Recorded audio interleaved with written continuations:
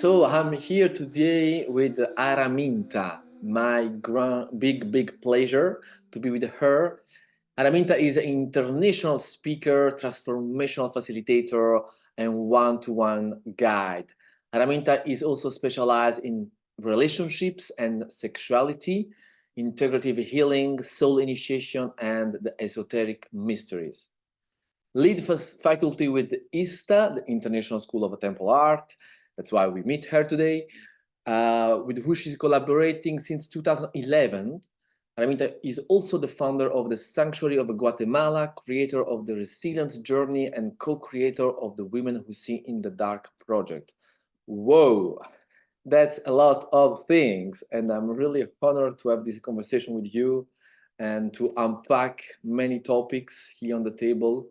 So the goal today is to introduce you, even if you are a well-known personality in this field, to, I want to know better who you are and what you do and what's your goal and why you do what you do, all those things. So first of all, Araminta, welcome. Thank you.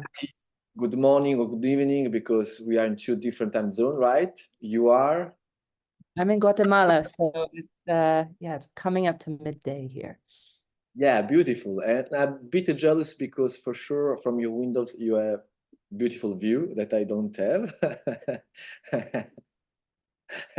With a huge big lake, if I'm not wrong. Yeah, I live in Lake Atitlan in Guatemala, which is a huge volcanic lake with 3 volcanoes right in front of us. So it's very special here. Yeah, and the contact with the elements, amazing. Yeah, it's strong. We can see a volcano in the distance that usually it's active all the time. So at night you can see the lava coming down. Beautiful, beautiful. Wow, thank you. Thank you for this beautiful picture. Araminta, what is a facilitator? What do you do?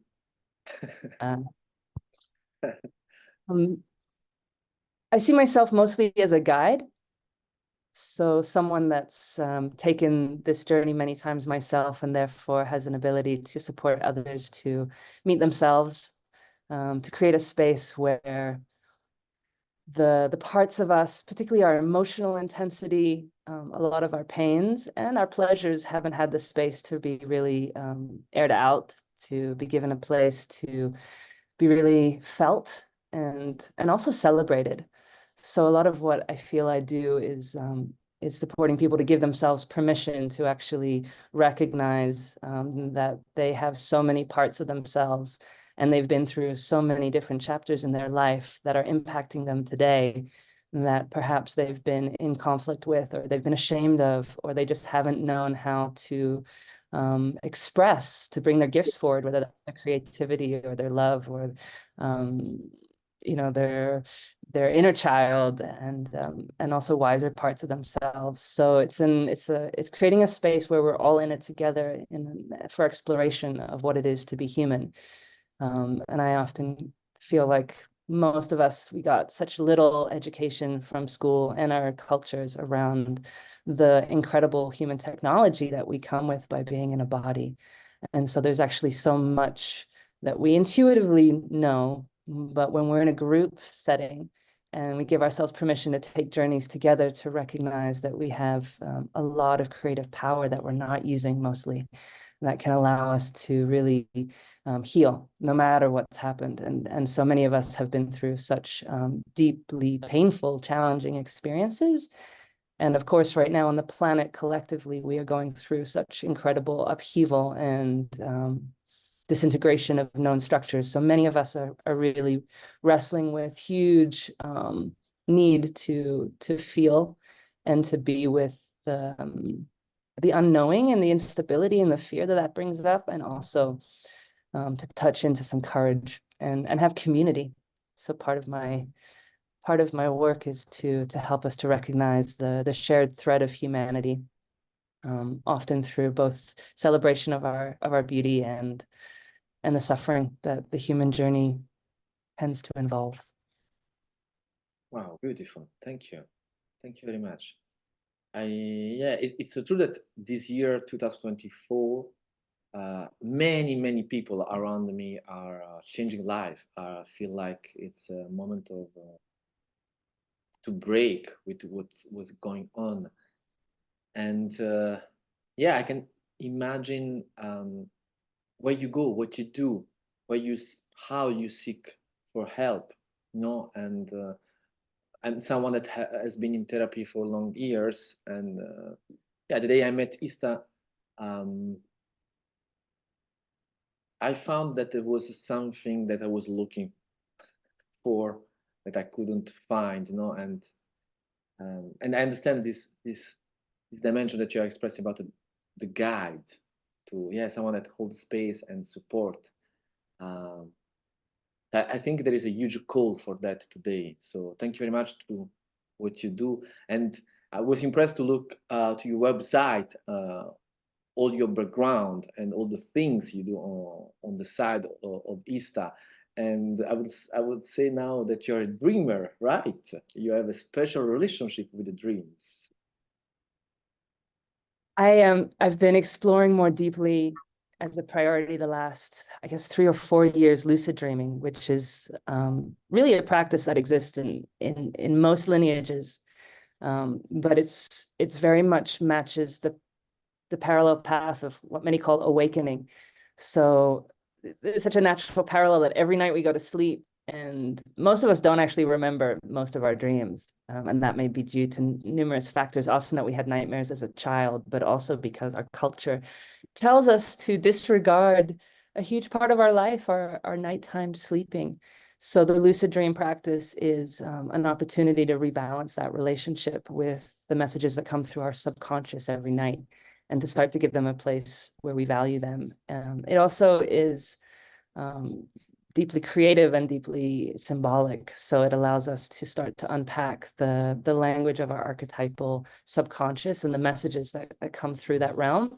But the deeper practice of lucid dreaming is to wake up inside the dream, is to recognize when you're dreaming that, hang on a second, this doesn't make sense. What's going on here? And then once we start to get more experienced in waking up from the dream, what can we do in the dream world? And so the more advanced practices are really learning how to first stabilize yourself in the awakened state, not fall back into the dream, and then to build your trust in your capacities to move through what's basically a very different level of consciousness. It's a different radio station, you could say. And I think many of us start to realize more and more in this world that there's more than one radio station going on. And of course, this could be related to the shamanic nature of ISTA's work as well, where we want to become more competent to the fact that as humans, we have access to many more levels than just normal reality. And the deepest practices are to awaken to the fact that we're more than our culture has taught us. And that can be very exciting, can be a little unnerving. But there's also a lot of fun, a lot of healing work that we can do when we start to utilize our nighttime dreams as places for growth, for healing and for awakening. So yeah, the lucid dream world is for me one of the sort of the easiest access points that all of us have to this transformational path. So yeah, I'm very passionate about it. And I'm very much a student myself. I know very well. And since I crossed this experience with you about a lucid dream, yeah, I take care of this moment when I go to sleep. That usually is just, please, I need to go to sleep. Just I want to do off, you know. But as you said, there is, yeah, a part of my life is into the sleeping moment, a huge part of my life, you know.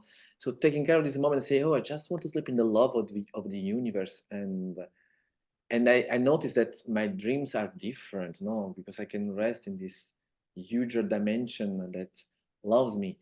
And with the tools that you are sharing with me and with others, yeah, the capacity to navigate and feel that the dream is not something that is happening and I'm like, okay, and sometimes I remember, but it's something that I'm creating. And that's Well, really that's that access point, you know, as far as how it relates to to walking and navigating ordinary reality is that it starts to build our capacity to be more curious, for one, and to step out of that victim sense that life is just happening to me. But as we start to become more awake, then we can co-create, we can dance with the dream, we can dance with this life. And there's amazing practices of setting that intention, just as you were saying, it's like the moment of going to sleep, to really honor that you're starting to enter a liminal phase and have an intention for where you want your dream life to take you. Maybe it's a question. You can very quickly actually have some pretty powerful sense that your dreams are wanting to give you information. Like you can be in communication with them and you can start to build a relationship with them and reconnect that relationship. That's always the first step, is to put people back into a sense of curiosity, respect for this deeper part of themselves that they journey through every night. And then waking up in the morning to set that intention to remember that we want to get these so-called love letters from our subconscious. And then there's a whole art of, well, what did that mean?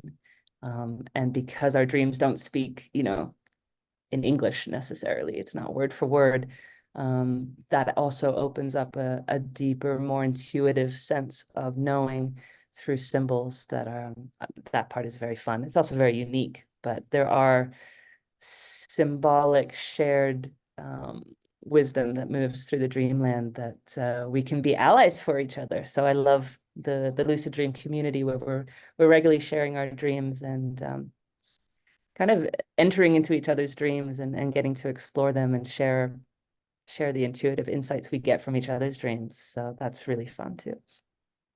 Yeah, I really love, because this changed the relationship and the point of view on the dreams, that is not something to squeeze like a lemon, because we want to get some, we understand our neurosis or something, but it's more a playful ground, and definitely, yeah, something more mysterious, more delicate to approach and to enjoy. Yeah. And I like also when you talk about that is something very important in many traditions. And yeah, of course, I can imagine the importance of the care of the dream as well, of the thoughts, because the thoughts have to become action, that became habits, that can become a lot of things, and they became a life, lived in a certain way. So, yeah, it's wild because if you look at the history of it, like even in the sort of more Western European lineage, there's no doubt that, you read the Bible and the histories, it's like they would go visit, they had temples for the dreams. You would ask for special dreams. Rulers would make huge decisions for their entire country based on prophetic dreams that they had. They were considered that the gods would be more easy to speak to, let's say, rulers or everybody more through the dream time.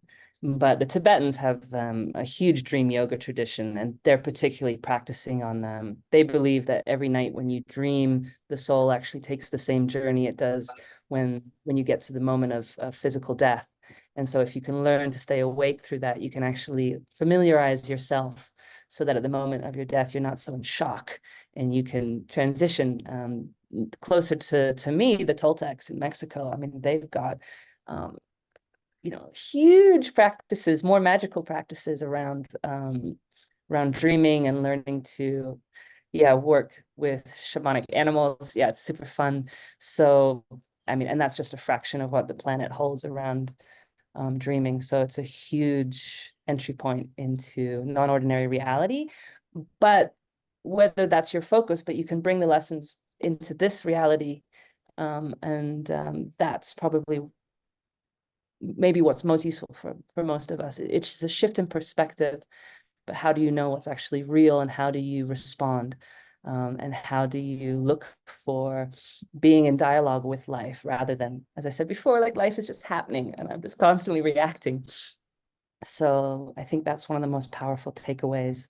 And it's often a very fun journey.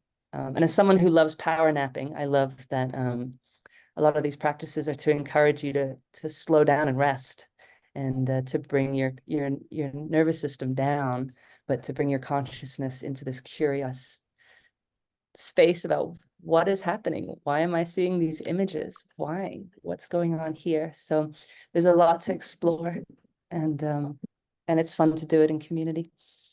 yeah, totally. And I had experience to sleep together with this aim to dream together, and you were sharing something, and it's very powerful. So, and I have no words to explain this energetic field that we create, and yeah, we can dream together in a certain way. I mean, we don't know why I'm dreaming certain things that are answering to maybe to some question that you have. So I mean, it's something that I think this century will tell us a little bit more about this reality of the dream. Well, it's an exciting moment because, you know, Western material science is actually now putting their own attention on dreams. So back in the late 50s, they scientifically proved that lucid dreaming actually was real, because for a long time it was just not believed. So now they've got their data, and of course now, you know, everyone's more and more, at least in the States, and I presume in Europe as well, biohacking is the thing, and everyone's wanting to upgrade and improve their energy, and sleep is now really recognized as fundamental. Like the quality of our sleep is obviously so linked to how we function during the day. So there's a lot of so-called sleep science. And, you know, like most people are wearing these sort of like Fitbit watches or something that now track how much you sleep. And so collectively, there's this awareness now that when we go to sleep, it's not just on off. It's like your nighttime journey goes through many different brainwave states. And REM, the time where we tend to have dreams, is fundamental. And, you know, if you got woken up every time you entered REM sleep, you would die after about 2 weeks of not having it. Like, it's so fundamental to our overall psychological well-being. So yeah, there's definitely a confluence where the lineages from the past that have got thousands of years of studying and mapping this terrain is now starting to meet Western science's interests with all their data points. And so the topic is open. It's no longer taboo. Beautiful. Thank you for this sharing. Beautiful. I want to like to take this last sentence you said, the Western science. I mean, this idea that many traditions are mixing, are meeting, are sharing their own wisdom and knowledge. And my feeling is that ISTA is like a kind of this experiment, no, that wanted to put together many different traditions. How will you describe this, and how you will situate ISTA into this big landscape that is made by? I think that's accurate in the sense that so many different people have felt resonance with ISTA and have become part of it and have become part of the facilitation and have supported development of the different trainings over the years. They keep shapeshifting, and partly that's helped us amalgamate teachings from many different lineages that are all ultimately part of the human tradition. I think what I love is it's also so-called downloading, you know, stuff that's new, that may be new for what is needed right now. So it's a beautiful mix, and that makes it somewhat hard to define, because we're not old school tantra by any means. We've got aspects of what's being called neo-tantra, but there's Kabbalistic roots, there's Hermetic roots, there's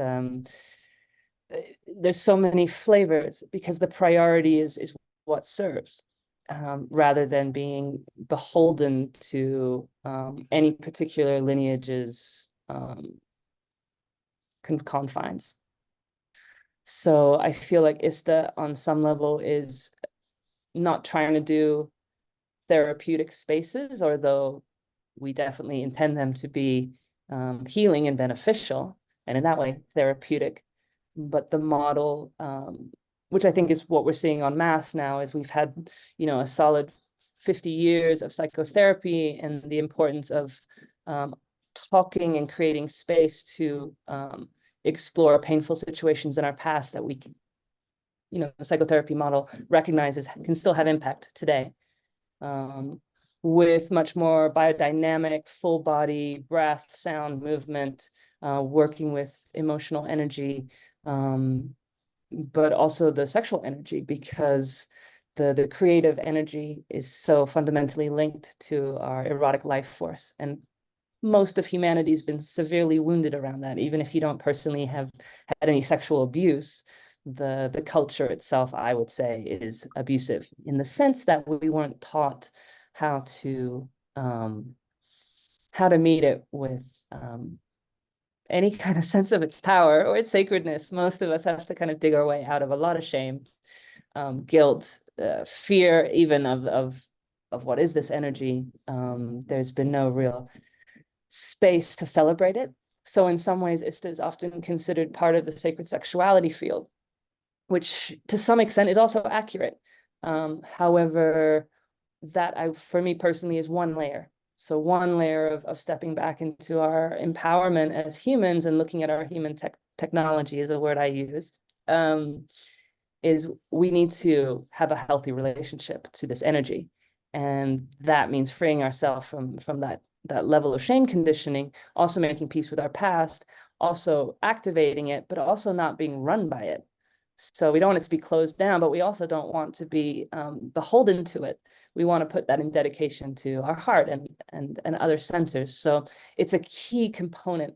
And for many of us, it's completely transformational because it has so much power that when we have that online, then we become so much more creative. It's not really what you're doing sexually with other lovers, although you're probably going to have great benefits in that area. But ultimately, ISTA considers itself a mystery school, and the deeper purpose is to really awaken to there's more going on than just wanting my personal life to be pretty and happy. What else? Why are we here?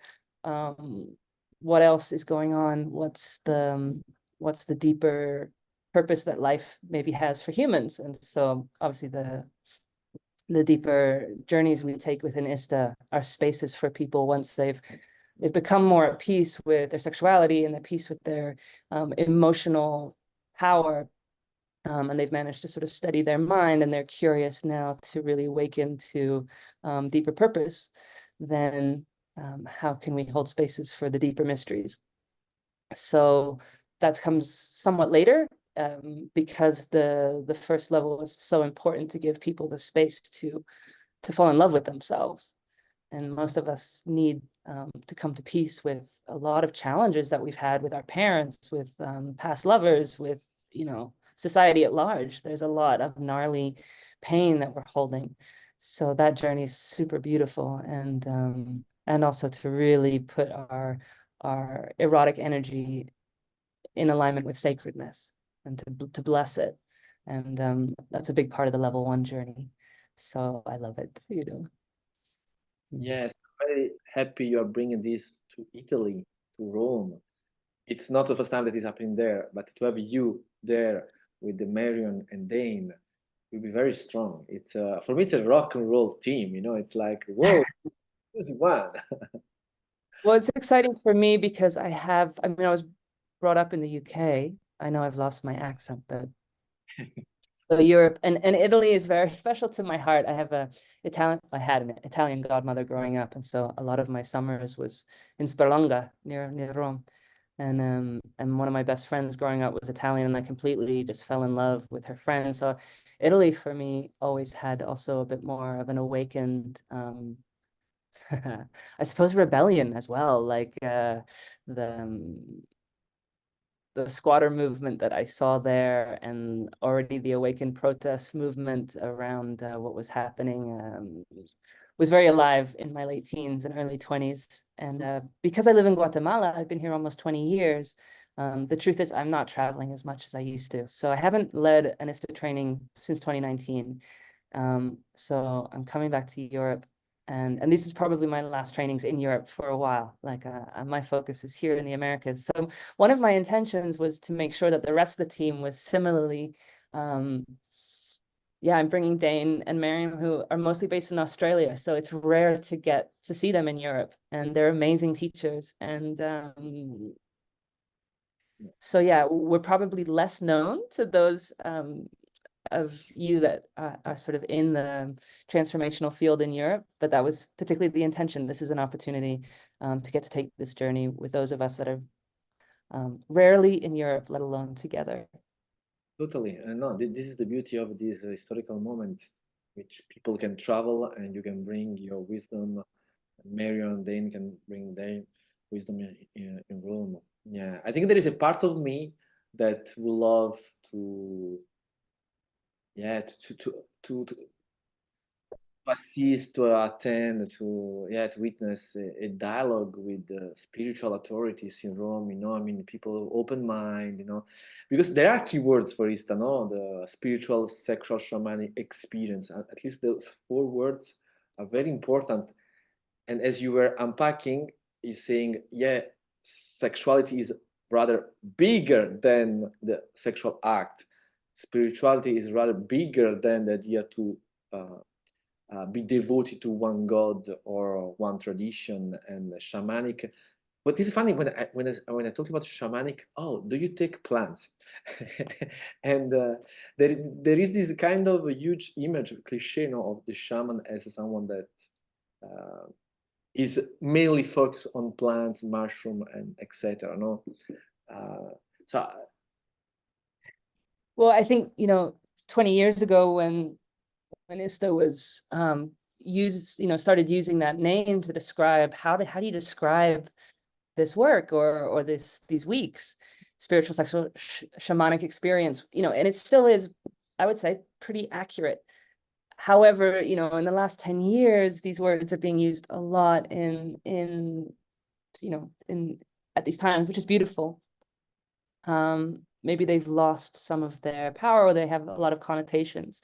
So yes, today shamanistic practices has become perhaps overly associated with the use of plants to support shifting out of ordinary consciousness. And our plant allies are amazing at supporting us to do that. And we're definitely not against using plant medicines, but that's not what this journey is about. And it's not what we offer within the ISTA trainings. What we do, however, offer is people to access different states of consciousness without using anything.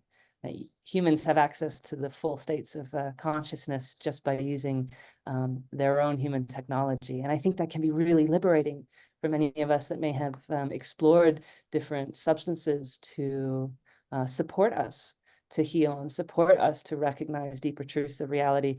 It can be mind-blowing to recognize that you don't actually need them. That's not to say you might still want to take them sometimes, but the fact that you can be freed from feeling that you need something outside of yourself, that there's ways you can use your breath and particularly your erotic current to shift your vibration and awaken your consciousness to expansive states of reality, is something that's really important for us to realize. So I am quite passionate that people recognize that while I fully honor the shamans who are born with natural gifts and are born into cultures that support them to develop those gifts, on some level, we all have shamanic capacities to connect with the different, with the whole life web, and I feel it's very important at this time that recollection is remembered. So yeah, I'm passionate about that. I love this, to remember that the medicine is already inside of us is very empowering, and the triangulation with someone as a guide that help you to remember that's really beautiful gift. That maybe can end on this. So if I understand, Rome will be your last, or maybe last stop in Europe. In any case, for my first. It's my first. And then I'm meeting up with the ISTA core, and then I have one last training in Portugal. And as far as I know, my intention is that that'll be my last trainings in Europe for a while. My focus is here in Latin America, well, the Americas. So yeah. You run also other retreats, right? That are focused on lucid dream or women. Yeah, Lucid Dream's a way to connect with me online because I mean, it's a live calls and it's a held container, but that's a way that everybody can journey from anywhere in the world. And then my other retreats at the moment, I'm focusing mostly on the work I do. It's called Women Who See in the Dark. We actually do some lucid dreaming there too. And yeah, I don't run that so much, but that's part of my offerings. Beautiful. Thank you, Minta. Really, thank you very much for this beautiful conversation. Yeah, Yeah, pleasure. Lovely to connect with you again. yeah. Let's now send these words into the net, and might they meet people that need to receive this kind of message. And yeah, Yeah, might thank you. in flesh next time. Yeah, my pleasure. Forward to seeing you soon. Yeah. So much love.